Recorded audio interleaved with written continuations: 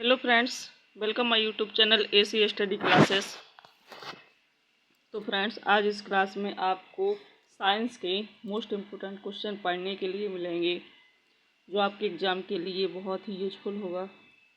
Video के अंत में अगर आपको ये वीडियो अच्छा लगे तो लाइक ज़रूर कर दीजिए, और अगर आप हमारे चैनल पर नए हैं तो प्लीज़ चैनल को भी सब्सक्राइब कर लीजिए।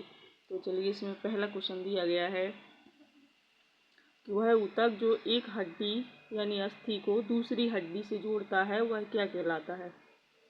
क्या कहता है? एक हड्डी को दूसरी हड्डी से जोड़ता है तो वो क्या कहलाता है। वसामय ऊतक, उपास्थि, उपकला या फिर स्नायु। तो वो स्नायु कहलाता है। डी ऑप्शन इसमें सही हो जाएगा। इम्पोर्टेंट पॉइंट देख लेते हैं कि वह ऊतक जो एक हड्डी को दूसरी हड्डी से जोड़ता है स्नायु, इसी को हम लिगामेंट कहते हैं। स्नायु को ही क्या कहते हैं? लिगामेंट कहलाता है। वह ऊतक जो पेशी को अस्थि से जोड़ता है उसे कंडरा या टेंडन कहते हैं। इसमें दिया गया है कि एक हड्डी को दूसरी हड्डी से जोड़ता है तो वो स्नायु कहलाता है, और जो पेशी को अस्थि से जोड़ता है उसे कंडरा या फिर टेंडन कहते हैं। अगला क्वेश्चन है कि रक्त का वह घटक जो संपूर्ण रक्त वाहिनियों में इसके थक्का बनने को क्या कहता है? रोकता है। वह क्या है? जो क्या कहता है? संपूर्ण रक्त वाहिनियों में इसका थक्का बनने को रोकता है। तो एंटीबॉडी, हेपेरिन, थ्रोम्बिन या फिर हीमोग्लोबिन। इसका आंसर बताना है। तो ये है हेपेरिन। बी ऑप्शन इसमें सही हो जाएगा। तो इम्पोर्टेंट पॉइंट देख लेते हैं इसमें कि रक्त का वह घटक जो संपूर्ण रक्त वाहिनियों में रक्त को थक्का बनने से रोकता है उसे हम हेपेरिन कहते हैं। लाल रुधिर कणिकाओं में लौह युक्त प्रोटीन पाया जाता है। ये भी इम्पोर्टेंट पॉइंट है, आपको नोट करना है। ये सब नोट करते चलिए। तो ये क्या कहता है? जो लाल रुधिर कणिकाएं होती हैं इनमें लौह युक्त प्रोटीन पाया जाता है, जिससे हम क्या कहते हैं? हीमोग्लोबिन कहते हैं। प्रतिरक्षी और प्रतिजन ये विशिष्ट प्रकार के प्रोटीन हैं। प्रतिरक्षी और प्रतिजन। एंटीजन यानी प्रतिजन ये लाल रुधिराणुओं की कला में, तथा जो प्रतिरक्षी होते हैं ये प्लाज्मा में पाए जाते हैं। अगला क्वेश्चन है कि लेगर-हैंस की दीपिकाएं किस में पाई जाती हैं। जो लेगर-हैंस की दीपिकाएं होती हैं ये किस में पाई जाती हैं? अमाशय में, यकृत में, अग्न्याशय में या फिर हृदय में। तो इसका आंसर क्या हो जाएगा? अग्न्याशय में। लेगर-हैंस की दीपिकाएं ये किस में पाई जाती हैं? तो ये अग्न्याशय में पाई जाती हैं। अगला क्वेश्चन है, इसका भी मेन पॉइंट देख लेते हैं कि अग्न्याशय में एक विशिष्ट प्रकार की दीपिकाओं के समूह क्या होते हैं? बिखरे रहते हैं। ये लेगर-हैंस द्वीप कहलाते हैं। जो लेगर-हैंस द्वीप की बीटा कोशिका से इंसुलिन का ये स्रवण होता है, जो यकृत में ग्लूकोज को ग्लाइकोजन के रूप में संचय करने का ये कार्य करते हैं। अगला क्वेश्चन है हमारा कि एंजाइम रासायनिक रूप से होते हैं। जो एंजाइम होते हैं ये रासायनिक रूप से क्या होते हैं बताना है इसको। लिपिड, अम्ल, कार्बोहाइड्रेट या फिर प्रोटीन। तो इसका आंसर हो जाएगा प्रोटीन। डी ऑप्शन सही हो जाएगा कि एंजाइम रासायनिक रूप से क्या होते हैं? प्रोटीन होते हैं। इम्पोर्टेंट पॉइंट देख लेते हैं कि जो एंजाइम होते हैं ये रासायनिक रूप से प्रोटीन होते हैं, और एंजाइम की सूक्ष्म प्रक्रिया में भाग लेने वाले पदार्थों में से किसी एक के साथ मिलकर के ये क्या होते हैं? सक्रिय बनाती हैं, अर्थात प्रक्रिया के लिए प्रेरित कर देती हैं।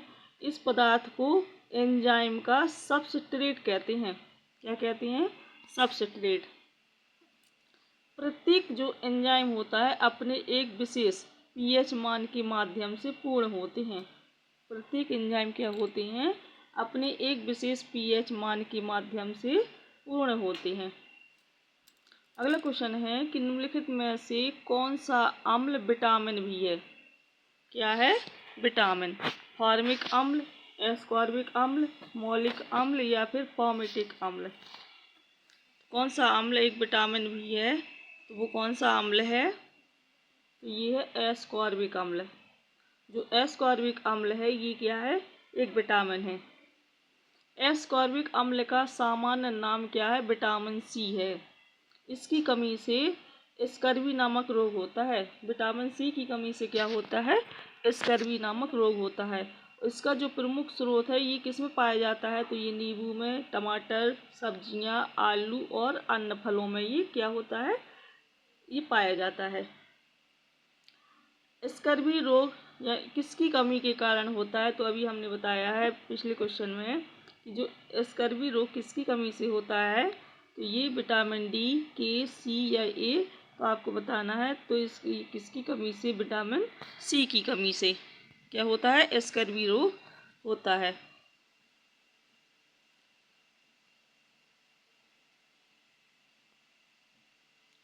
तो विटामिन सी इसे एस्कॉर्बिक अम्ल यानी C6H8O6 भी कहते हैं।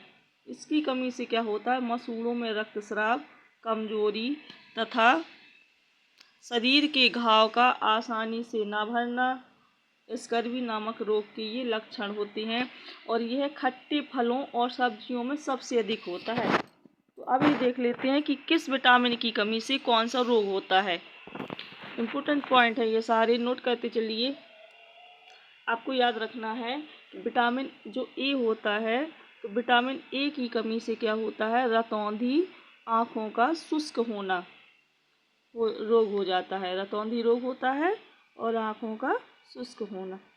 अगला क्वेश्चन है कि विटामिन डी, जो विटामिन डी होता है, विटामिन डी की कमी से रिकेट्स रोग हो जाता है। कौन सा, रिकेट्स। विटामिन के की कमी से ब्लड का थक्का नहीं बनता। अगर किसी के शरीर में विटामिन के की कमी है तो क्या होता है, अगर कहीं से चोट लग गई हो, ब्लड बह रहा हो, तो उसका कोई थक्का नहीं जमता। विटामिन सी की कमी से क्या होता है, स्कर्वी रोग होता है। अगला क्वेश्चन है कि HIV मुख्यतः संक्रमित करता है किसको। जो HIV होता है ये मुख्यतः संक्रमित करता है साइटोटॉक्सिक टी लिम्फोसाइट्स, सहायक लिम्फोसाइट्स, किलर लिम्फोसाइट या फिर कोशिका मध्यम टी लिम्फोसाइट्स। इसका आंसर है सहायक lymphocytes. HIV human immuno defensive virus, जो HIV है ये क्या है, human immuno deficiency virus. Human immuno डिफेंसी virus का ये क्या है, एक संक्षिप्त रूप है और इस वायरस का मनुष्य के प्रतिरक्षा तंत्र पर प्रतिकूल प्रभाव पड़ता है। किस पर, प्रतिरक्षा तंत्र पर। HIV मुख्यतः जो सहायक लिम्फोसाइट्स या सहायक टी कोशिका, विशेषकर CD4 या टी कोशिका को ये क्या करता है, संक्रमित करता है।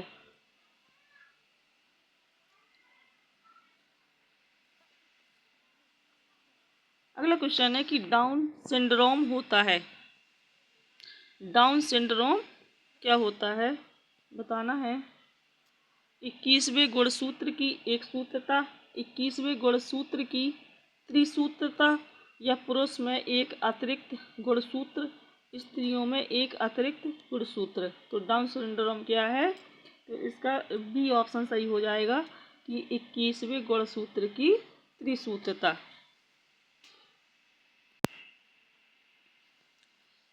इम्पोर्टेंट पॉइंट देख लेते हैं इसका कि डाउन सिंड्रोम को मंगोलिज्म के नाम से भी जाना जाता है। यह एक आनुवंशिक रोग है। जो डाउन सिंड्रोम है इसको मंगोलिज्म के नाम से भी क्या कहते जाना जाता है, और यह एक कैसा रोग है, आनुवंशिक रोग है और अर्धसूत्री विभाजन में अनियमितता के कारण ये क्या होता है। इस सिंड्रोम को ट्राइसोमी 21 के नाम से भी जाना जाता है। अगला क्वेश्चन है कि मनुष्य का कौन सा अंग अवशेषी अंग होता है। मनुष्य का कौन सा अंग क्या होता है, अवशेषी अंग होता है। कर्ण पल्लव पेशियां, कर्ण पल्लव या क्षुद्रांत या फिर दांत। तो इसका आंसर क्या हो जाएगा, ए ऑप्शन। जो कर्ण पल्लव पेशियां होती हैं ये मनुष्य का अवशेषी अंग होता है। ए ऑप्शन सही हो जाएगा।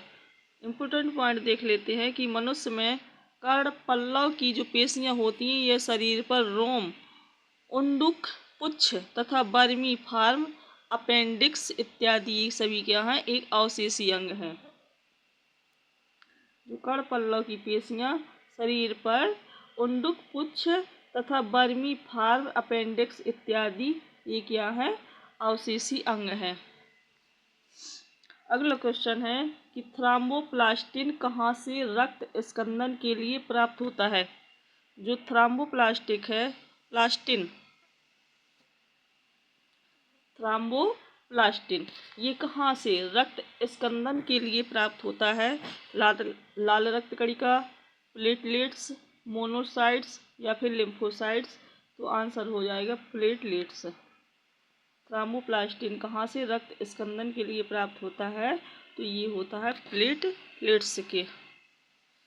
इसका मेन पॉइंट देख लेते हैं कि रक्त प्लेटलेट कोशिकाएं थ्रोम्बोप्लास्टिन का स्राव करती हैं जो फाइब्रिल का निर्माण करती हैं, जिसमें जो रक्त कणिकाएं हैं ये फंस जाती हैं तथा रक्त बहने से रुक जाता है। इसे रक्त का स्कंदन कहा जाता है।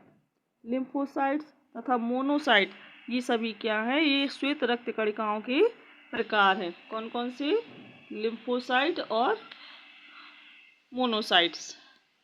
तो फ्रेंड्स ये साइंस के मोस्ट इम्पोर्टेंट क्वेश्चन थे जो आपने इस वीडियो में पढ़े हैं। अगर आपको ये वीडियो अच्छा लगा हो तो लाइक ज़रूर कर दीजिए, और अगर आप हमारे चैनल पर हैं, नए हैं, तो फिर चैनल को भी सब्सक्राइब कर लीजिए।